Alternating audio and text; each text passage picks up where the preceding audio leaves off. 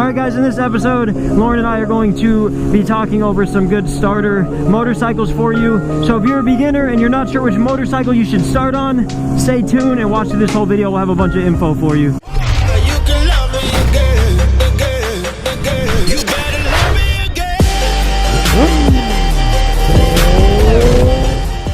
Alright guys, what's up? We're out making another video. We've been getting a lot of questions lately on what kind of motorcycle you should start riding on, and it's like constant. Lauren gets them on her Instagram, you can follow her here, I get them on my Instagram, and we figured we'd make a newer updated video on some of our opinions on I don't know, starter motorcycles, beginner motorcycles. So guys, I feel like one of the main questions a lot of you ask is if you should start on a 250cc, on a Honda Grom, which is a 125cc, if you should start on a 600cc, 1000cc. I guess mainly just the cc's. The way I look at it depends on if you have any experience at all. I feel like if you rode a lot of dirt bikes growing up and you rode a lot of trails and you're a confident rider in the dirt, then you should be able to handle a 600cc motorcycle or up. I wouldn't necessarily say just because you can start on a 600 means that you should start on a 1000, because a 1000 is a whole nother thing. Lauren wants 1000. A big 1000. So with that being said, if you have absolutely zero riding experience, like we're talking zero or near zero at least, like you've maybe hopped on a motorcycle or dirt bike or a quad once in your life, then I would say 600cc, especially 1000cc, would not be a good choice for you on the road as a first motorcycle. If that is you, you should probably stick with something like a Grom, which is 125cc's like we said, or get a 250, maybe a 300, a 400, a 500. Any of those under 600cc's would be safe for you and comfortable to learn on. They have enough speed to go on freeways if you'd like, specifically the 250s and up.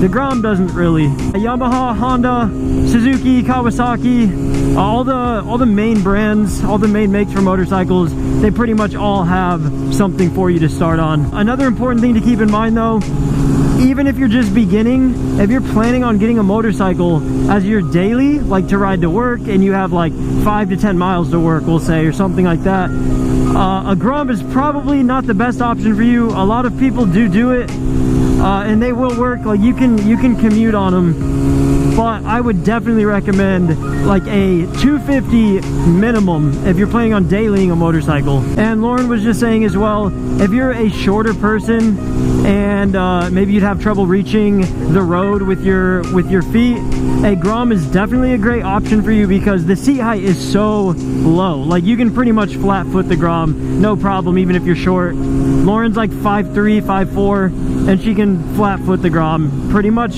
I want to say, no problem. So the Grom is definitely a really good option if you're very intimidated by motorcycles because they're very light. You can pretty much ride them to their limits and it's not scary fast or anything like that. They're just a great bike to learn on. But again, for all you beginners just starting, definitely stay below that threshold. No 600s, at least in my opinion. I feel like it could be a little dangerous. Another really good motorcycle for bigger bikes that I didn't mention is the FZs. You can get an FZ-07, which is a Yamaha, or an FZ-09, which is a Yamaha, and they also make FZ-10s as well now.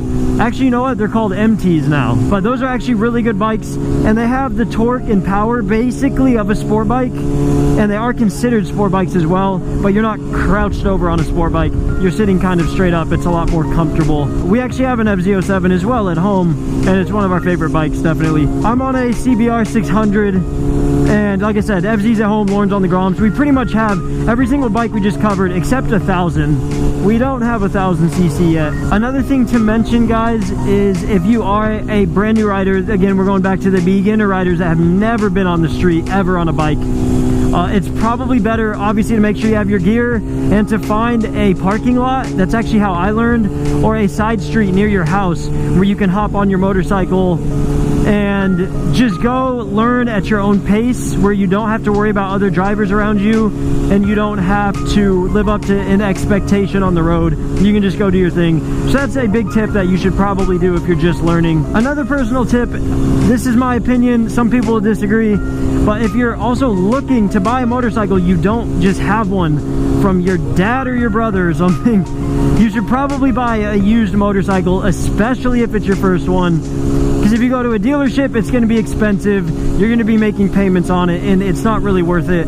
I bought this CBR with cash. The FZ we bought with cash as well. The Groms we actually did buy from a dealership, but they weren't our first bikes. So yeah, guys, that's what I would say for buying it. Like, hop on OfferUp, Let Go, Craigslist, Facebook Marketplace, like any of those sites where people sell used vehicles or motorcycles, and you can find a really good deal. Just bring someone that's knowledgeable on motorcycles that can come look at them with you to make sure you're not getting ripped off or anything. Another thing Lauren was saying we should probably throw out there for you guys is when you get your first bike, another big reason to buy it used with some miles on it is because odds are the bike is going to go down at some point while you're learning.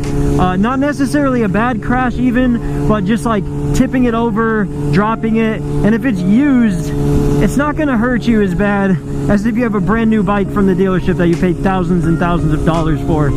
I personally, when I got my first bike, I literally, one of the first times I went and ride it, I hopped off of it and literally didn't even put the kickstand down and just got off the bike and basically threw the bike on its side. And again, thankfully it was used because it upset me, but I was like okay with it because I bought it used. It wasn't the end of the world.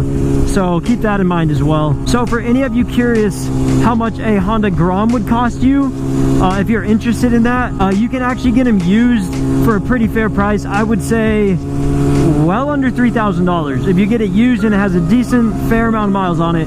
Probably like 2,500 bucks.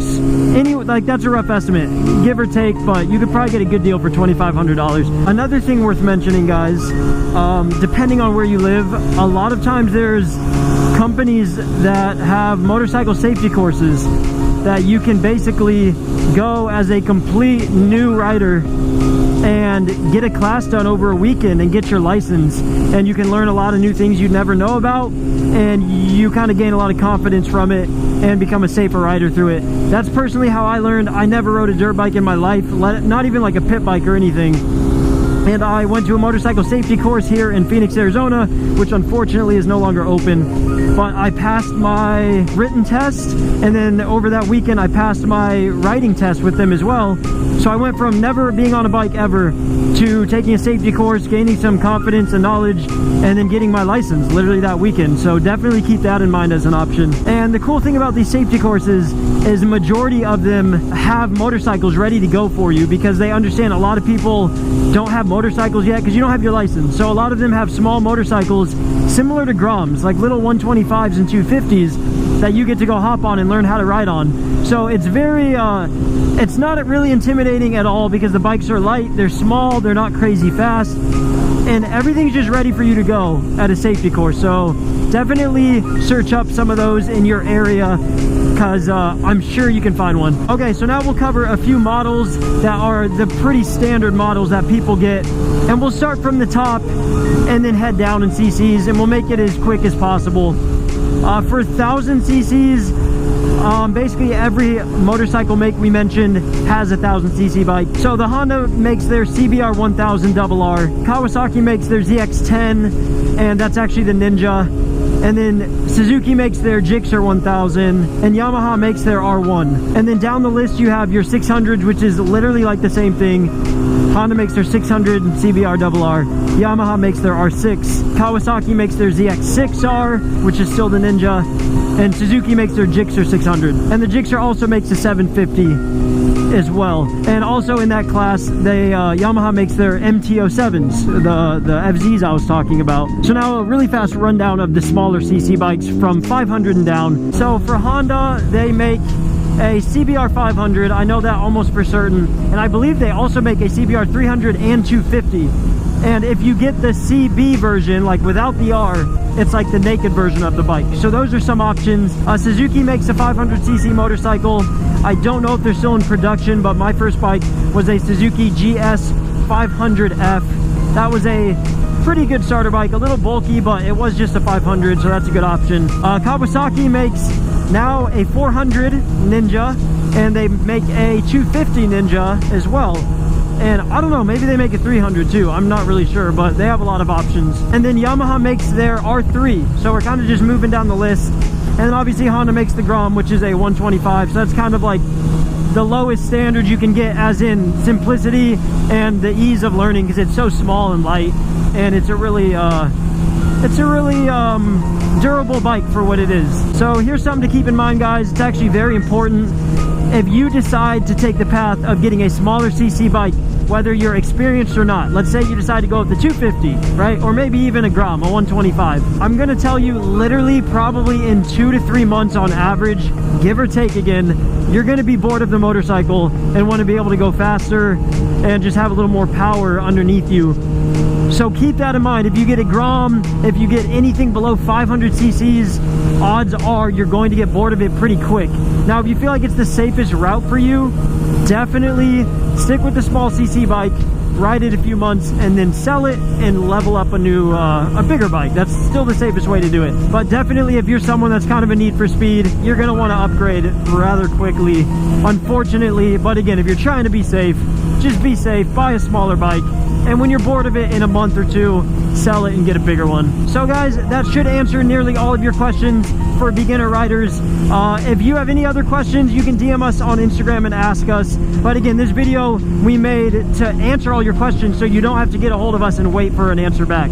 This video was made for you. So if this video was helpful, guys, make sure to leave a like, make sure to subscribe, comment if you have any other questions. I'll try to answer them down below, and watch the next video on the screen right now.